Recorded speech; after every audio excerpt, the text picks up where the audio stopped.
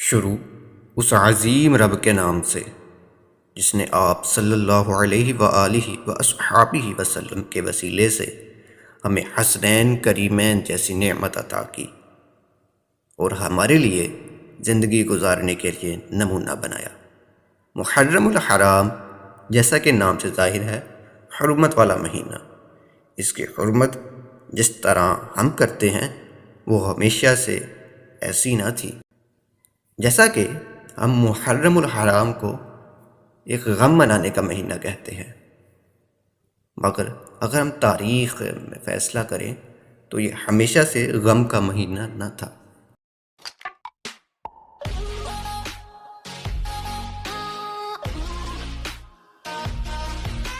اس مہینے کی نہ صرف مسلمان بلکہ کفار بھی حرمت کرتے تھے، خاص طور پر محرم الحرام کا پہلا عشرہ۔ مسلمانوں کے نزدیک 3 عشرے نہایت ہی قابل تکریم ہیں۔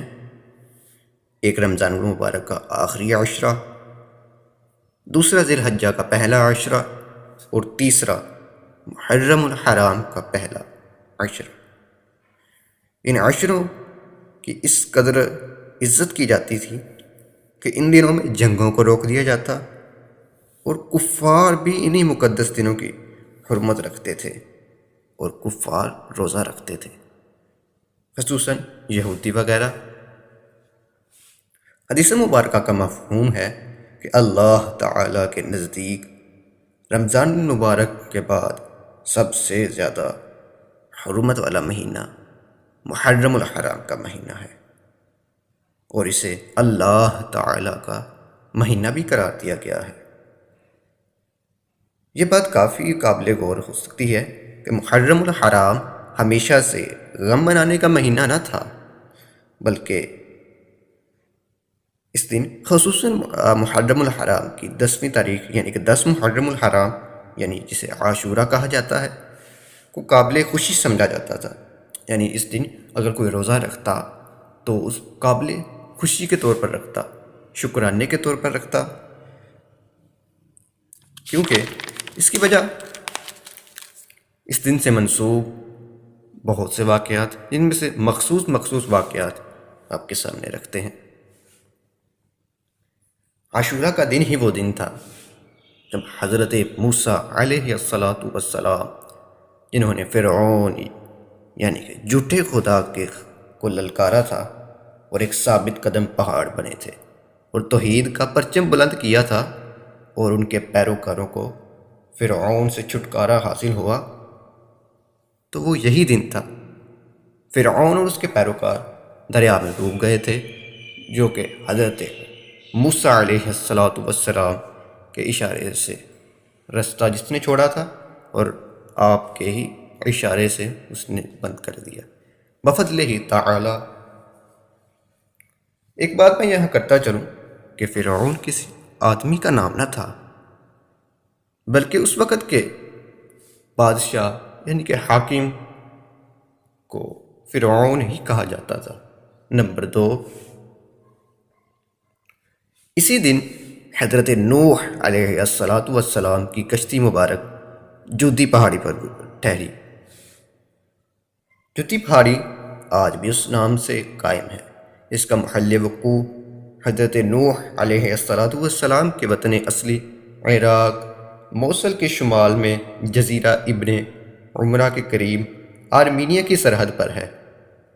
یہ کوہستان سلسلہ ہے جس کے ایک حصے کا نام جوتی، اسی کے ایک حصے کو ارارات کہا جاتا ہے۔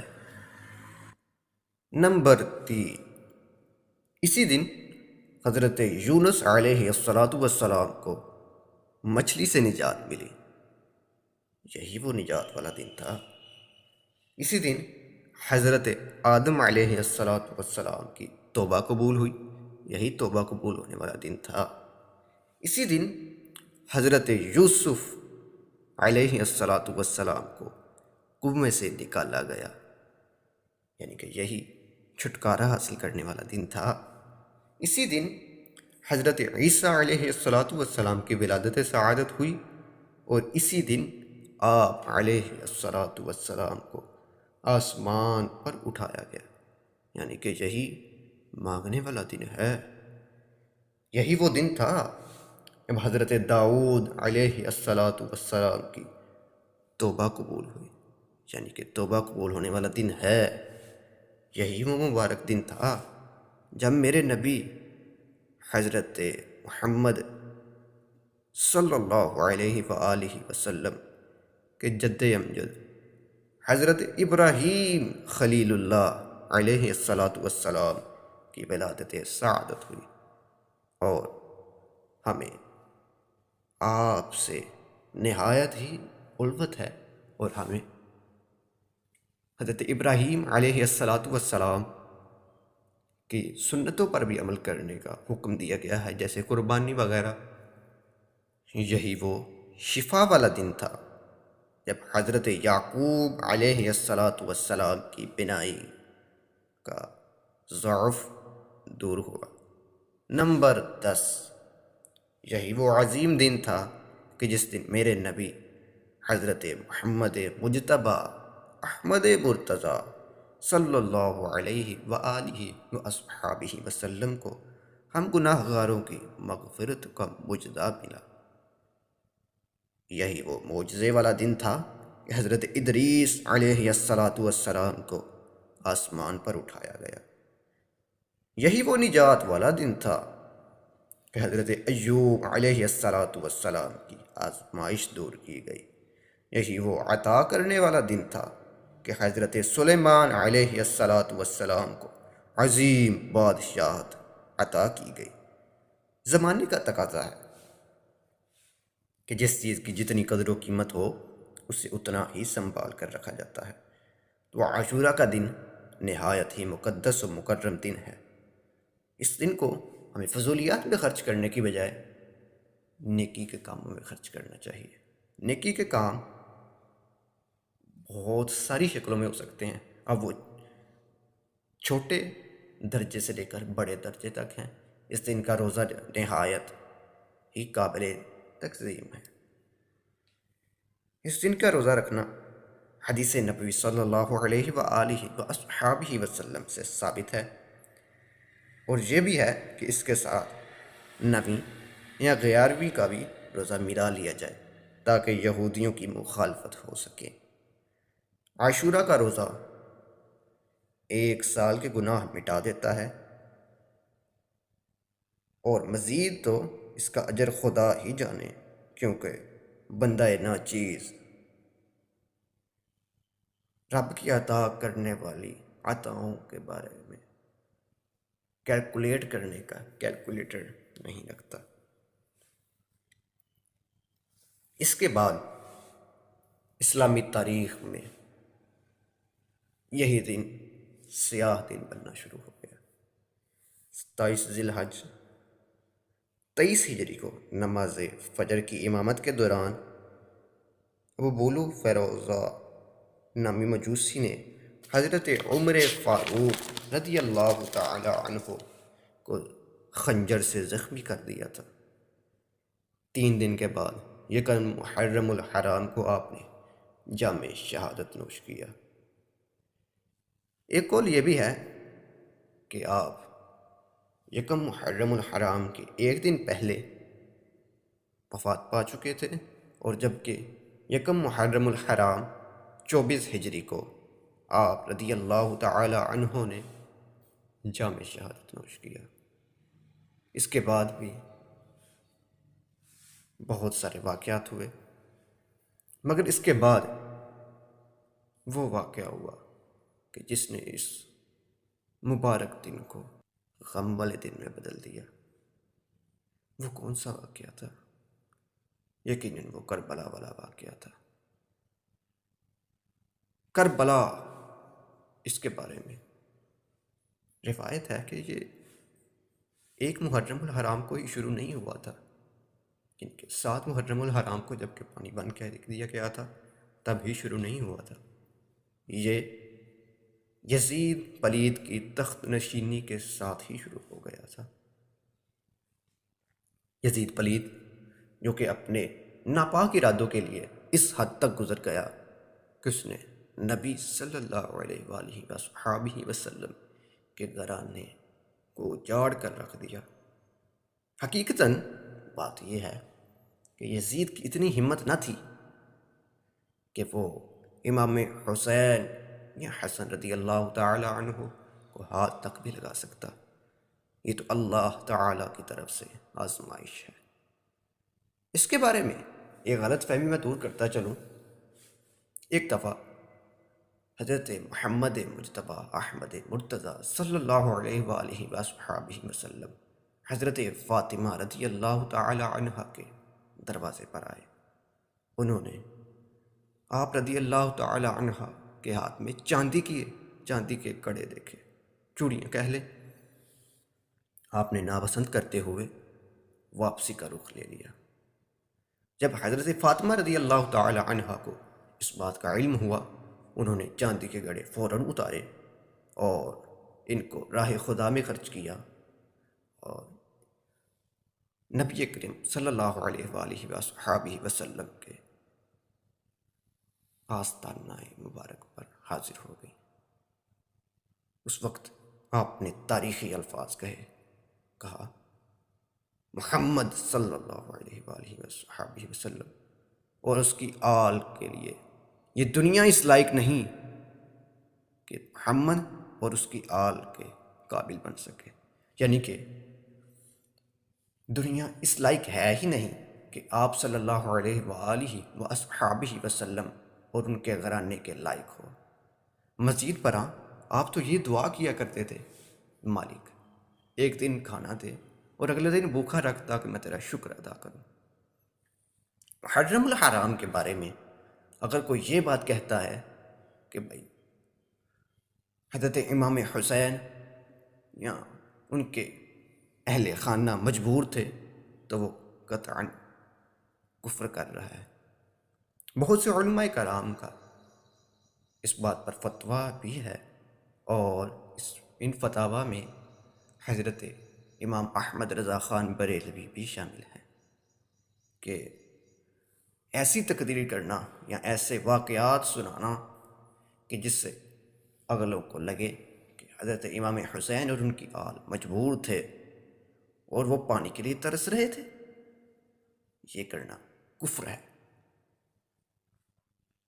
خدائے رب ذوالجلال کی قسم، اس دن نہ حضرت حسین پانی کو ترس رہے تھے، نہ ان کی آل پانی کو ترس رہی تھی، بلکہ نہر فرات ترس رہی تھی کہ نبی کی آل میرے پانی کو اپنے لبوں سے چھوئے۔ بہرحال اس واقعے کو جس طرح ہم بیان کرتے ہیں، اس واقعے کا مقصد ہمیں بیان کرنا چاہیے کہ اس واقعے سے ہمیں کیا سبق ملتا ہے۔ واقعے سے ہمیں سبق یہ ملتا ہے کہ آپ رضی اللہ تعالی عنہ نے اتنی مشکلات سہنے کے باوجود بھی کسی مقام پر بھی یہ نہیں کہا مالک تھوڑی سی رعایت دے دے، بلکہ کہا مالک یہ بھی قبول کر لے، مالک اب تو راضی ہے نا۔ حتی الامکان جب چھوٹے علی اصغر کا تیر لگا تب بھی خون اچھالا، مالک میں نے یہ بھی نہیں چھوڑا، آگے چلیں۔ جوان بیٹے کا بھی لاشا اٹھایا، پھر آگے چلیں، تیروں سے چھلی حضرت حسین جب نیچے اترے گھوڑے سے نماز ادا کرنے کے لیے، تب بھی پوچھا مالک اب تو راضی ہے نا۔ پردے سے آواز آئی، اے نفس مطمئنہ آ جا، تیرا رب تجھ سے راضی ہے۔ اور پھر شمر پلیت نے گردن کاٹی اور یہ کارواں رکتا تھا کوفے کی طرف روانہ ہو گیا۔ کوفے میں جا کر یزید کے دربار نے جو کچھ گستاخیاں ہوئیں وہ آپ بخوبی جانتے ہیں۔ یزید نے گستاخی کی تو ایک صحابی نے کہا، اے یزید تو کتنا بدبخت ہے، ان ہونٹوں کو میں نے نبی اکرم صلی اللہ علیہ وآلہ وسلم کو چومتے دیکھا، تو ان کی بے ادبی کر رہا ہے۔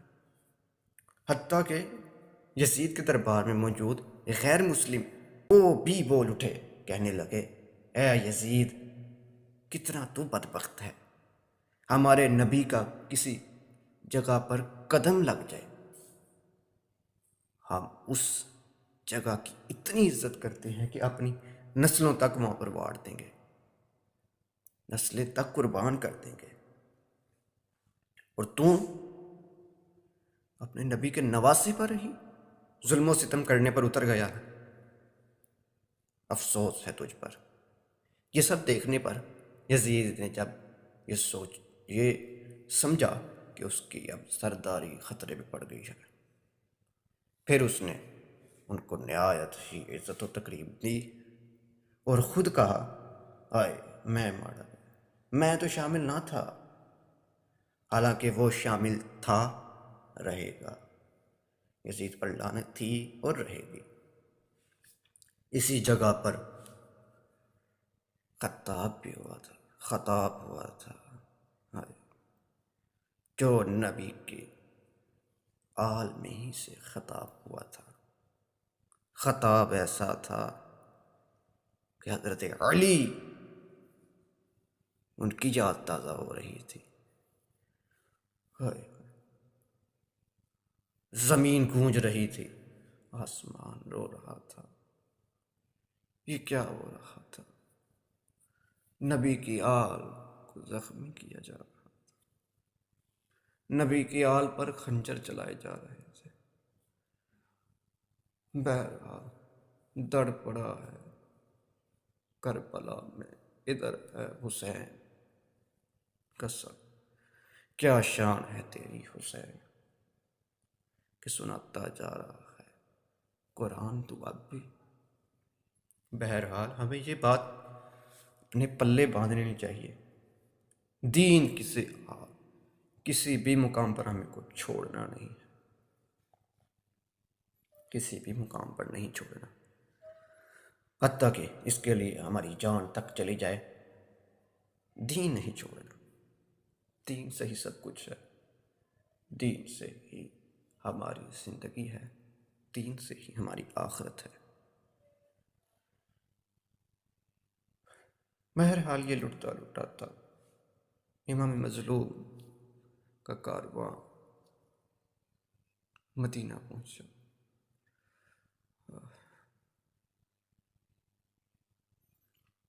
اس کارواں کی کیا شان تھی، جب گئے تھے واپس آئے تو کیا کیا کھو کر آ گئے۔ حضرت امام زین العابدین کے بارے میں لکھا جاتا ہے کہ جب آپ گئے تھے تو آپ کی داڑھی بالکل کالی تھی، اور جب واپس آئے تو آپ کی دادی جان، یعنی کہ جب قافلہ واپس آیا، دادی جان آئی، آگے حضرت زین العابدین تھے، انہوں نے جٹ سے نکال دیا۔ حضرت زین العابدین نے کہا دادی، اور ہمارا تو پردہ نہیں نہ ہوتا۔ دادی نے چیخ ماری، تو زین العابدین، وہ تیری داڑھی بالکل سفید ہو گئی، چاندی کی طرح سفید ہو گئی تھی۔ نہ صرف حضرت زین العابدین کی داڑھی، بلکہ کربلا میں حضرت حسین رضی اللہ تعالی عنہ کی بھی داڑھی سفید ہو گئی تھی۔ کیا منظر تھا، اتنی شانوں والا بندہ، فقط نبی کی آل کا امتحان تھا، ورنہ ایسا نہ ہوتا۔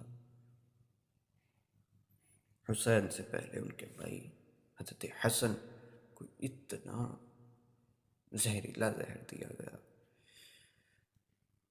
کہ جسم کے اعضاء پارا ہو گئے۔ نہ صرف ایک بھائی پر بلکہ دوسرے بھائی پر بھی ظلم کی انتہا کر دی گئی، لیکن استقامت کا یہ حال اور دین کا یہ حال کہ آخری لمحے میں بھی یہ نہیں کہا کہ مجھے اس پر شک ہے، اسے جا کر پکڑ لو، بلکہ یہ کہا حسین، اگر جو مجھے لگتا ہے کہ اس نے کیا ہے، اگر وہ ہوا تو میرا مالک عظیم عذاب لینے والا ہے، کہ عظیم عذاب دینے والا ہے اور بہت ہی کڑا حساب لینے والا ہے۔ اور اگر وہ نہیں ہے تو میری وجہ سے کسی مظلوم کا، کسی معصوم کا خون نہیں بہنا چاہیے۔ امید ہے آپ کو بخوبی سمجھ آ گیا ہوگا۔ دعاؤں میں یاد رکھیے گا۔ خدا حافظ۔